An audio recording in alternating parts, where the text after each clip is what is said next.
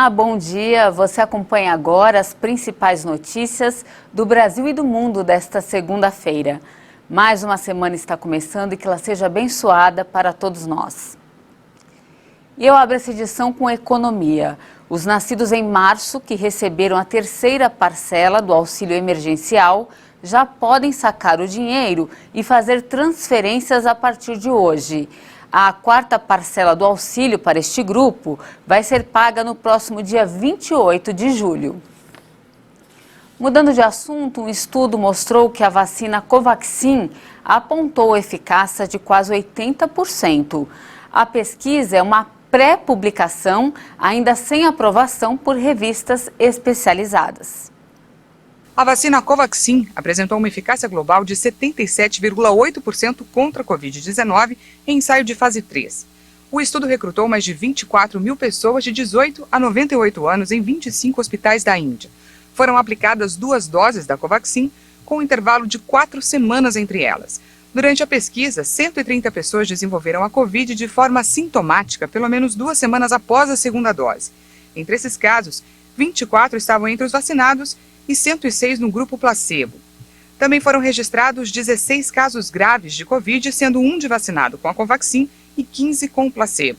Por isso, a taxa de eficácia contra casos graves é de 93,4%. Além disso, a Covaxin apresentou uma eficácia de 65,2% contra a variante Delta. De acordo com os autores do estudo, o imunizante foi bem tolerado e sem eventos adversos relevantes ou graves.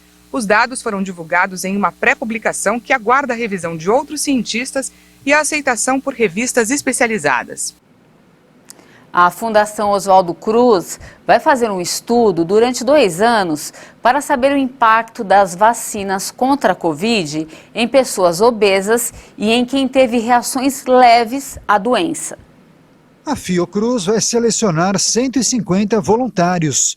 Eles precisam ter de 18 a 60 anos de idade e morar no Rio de Janeiro para facilitar o monitoramento. Os candidatos deverão seguir alguns pré-requisitos, como não ter recebido qualquer dose de imunizante até agora. Os voluntários serão divididos em 3 grupos. No primeiro, ficarão as pessoas magras, saudáveis que nunca tiveram diagnóstico da doença. Eles vão receber a vacina Coronavac Butantan ou Pfizer-BioNTech. No segundo grupo, também estarão cidadãos magros, mas neste caso, que contraíram a forma leve da Covid há mais de 30 dias. Eles serão vacinados com a AstraZeneca Fiocruz. E o terceiro grupo ficou reservado para os obesos que não tiveram a doença. Essas pessoas também vão receber o imunizante AstraZeneca Fiocruz. Durante 2 anos, todos serão submetidos a testes. A ideia é ajudar os pesquisadores a entenderem melhor a evolução do coronavírus no corpo humano,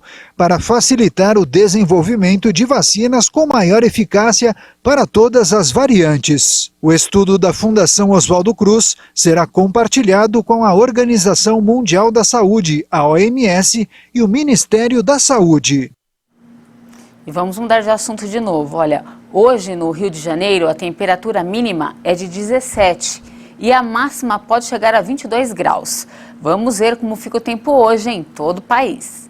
A segunda-feira ainda será de poucas mudanças no tempo em grande parte do país. A atuação de uma forte massa de ar seco ainda impede a formação de nuvens carregadas. Muitas áreas de instabilidade ainda se formam em parte do Nordeste e também no extremo norte do país. Por isso, o dia será marcado por chuva a qualquer hora, principalmente entre Salvador e as capitais Aracaju e Maceió. Chuva também desde cedo, com alto risco de temporais na região de Boa Vista. Já entre Manaus, a região de Belém, e entre São Luís e as capitais Natal e João Pessoa, a segunda-feira ainda começa com bastante sol e deve chover principalmente entre a tarde e a noite. Tempo firme em praticamente todas as outras áreas do país, apenas com bastante bastante nebulosidade entre o leste de São Paulo e a capital Curitiba. O dia ainda vai começar frio em áreas do sul e do sudeste, com tendência de elevação gradativa nas temperaturas. Ar muito seco e alto risco para queimadas na região centro-oeste e em grande parte do interior nordestino. Nesta segunda-feira, mínima de 12 no Rio de Janeiro, com máxima de apenas 23 graus, e em Salvador, mínima de 22, máxima de 28 graus. No destaque internacional, a queda de um avião militar no sul das Filipinas deixou pelo menos 45 mortos ontem. O avião tentava pousar em um aeroporto. O último balanço fornecido pelo Exército reporta a morte de 3 civis e 42 militares que estavam a bordo do avião de transporte Hércules C-130, que caiu na ilha de Jolo, na província de Sulu. As equipes de resgate ainda procuram 17 pessoas desaparecidas. As causas do acidente, que ocorreu em uma região pouco povoada, ainda vão ser investigadas. Um general informou que alguns soldados foram vistos saltando do avião antes que ele atingisse o chão. O porta-voz das Forças Armadas informou que se trata de um acidente, não de um ataque.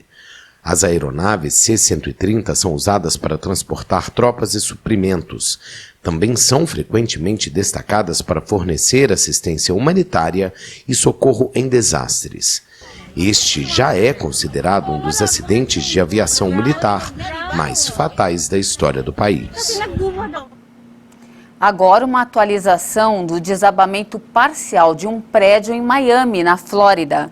O número de mortes subiu para 24. Mais 2 corpos foram localizados nos escombros.